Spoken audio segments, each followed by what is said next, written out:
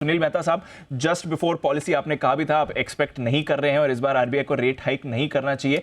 खुश है sir policy announcement से? रेट हाइक तो नहीं हुआ बट मोर इंपॉर्टेंटली जो गवर्नर साहब ने आगे का आउटलुक दिया है। नहीं, आई थिंक ये बहुत ही पॉजिटिव स्टेप है आरबीआई की एमपीसी के, क्योंकि वर्तमान में आप इस बात को इस परिप्रेक्ष्य में देखें कि पूरी वर्ल्ड के अंदर इंटरेस्ट रेट हाइक से silicon valley bank and you have seen the credit switch, कई सारे बैंकों के साथ में प्रॉब्लम्स हुई हैं, क्योंकि जब रेट ऑफ इंटरेस्ट बढ़ते हैं तो उनका जो इन्वेस्टमेंट पोर्टफोलियो है उसकी वैल्यूएशंस कम हो जाते हैं और उसके साथ जो हाई लिक्विड एसेट्स हैं उनके प्रोपोर्शंस कम हो जाते हैं, तो that impact the liquidity. So I think the major concern which I have expressed in my earlier opinion also कि जो ग्लोबल फाइनेंशियल स्टेबिलिटी है, जो राइजिंग इंटरेस्ट रेट्स है, उन्होंने शायद एक बात ये भी कही कि रेगुलेटर की responsibility, besides the responsibility of a regulated entity, the regulators की responsibility, rate hike at what cost.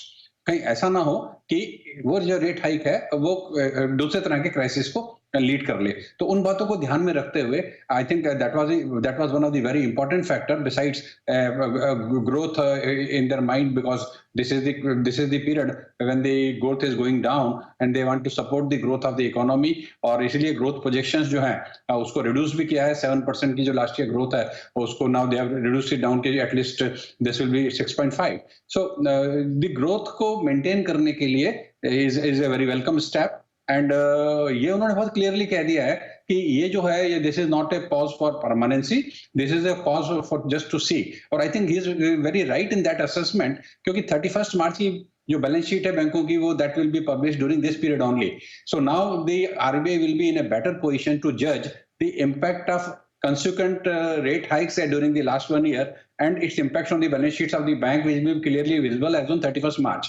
So by the time the next policy announcement comes, they will have a greater data and assessment of the impact of rate hikes on the system. So I think the stability of the banking system and the overall financial system has been given the due weightage in this policy announcement, and which we as an industry we really welcome. Mehta साहब, दो चीजें, एक तो ये जो onshore NDF market बना रहे हैं इसका क्या मायने हैं और रुपए को कितना फायदा हो सकता है, और दूसरा pre sanction credit lines via UPI जो अलाउ कर दिया है सरकार ने, इसको किस तरह से समझना है? इन दोनों के इम्पैक्ट को जरा समझाएं सर।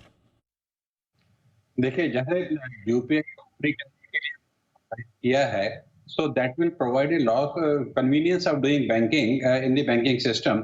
आज जैसे आप यूपीआई पे सारे ट्रांजैक्शंस अपने मोबाइल के थ्रू कर सकते हैं और घर बैठे कर सकते हैं, कहीं पे भी आप कर सकते हैं। So that's a convenience. कहीं ट्रांजैक्शन के लिए आपको बैंक में जाने की जरूरत नहीं पड़ती है, या bank is in your hand. Same way जो क्रेडिट फैसिलिटीज हैं that will also be extended through UPI. So अब आपको क्रेडिट के लिए अभी तक ये चीज स्पेस में नहीं आई थी, अब यूपीआई से होने से it will be easily accessible. तो कुछ ऐसे प्रोडक्ट्स हैं जैसे पर्सनल लोन के प्रोडक्ट्स हैं जिसके अंदर की कोई बहुत ज्यादा बैंकों को लंबा चौड़ा प्रोसेस करने की जरूरत नहीं होती for appraisals based on their past track record and income criterias, the bank can decide about these products. और कुछ बैंकों ने ऑलरेडी उसको ऑनलाइन सैंक्शन तो कर ही दिया है, now it is available on the UPI also. When it is available on UPI then definitely it will be still more convenient for the people to avail the credit facilities, and gradually जैसे जैसे ये sector में maturity आएगी, more and more products can be added to it, so that will provide a ease of taking loan credit from the banking system. ये बहुत ही welcome step रहेगा for the entire ecosystem of the economy. जहाँ तक offshore derivatives के बारे में उन्होंने बोला कि जो डेरिवेटिव्स हैं वो अभी तक जो था वो आउटसाइड वाले जो नॉन रेजिडेंट थे उन्हीं के लिए परमिसिबल था, and now non derivable derivative that will be now open to the domestic. So this will provide a greater opportunity for the hedging and the say investment management by the domestic entities or domestic people. So I think this is both are very welcome step and will provide a better convenience to all the stakeholders.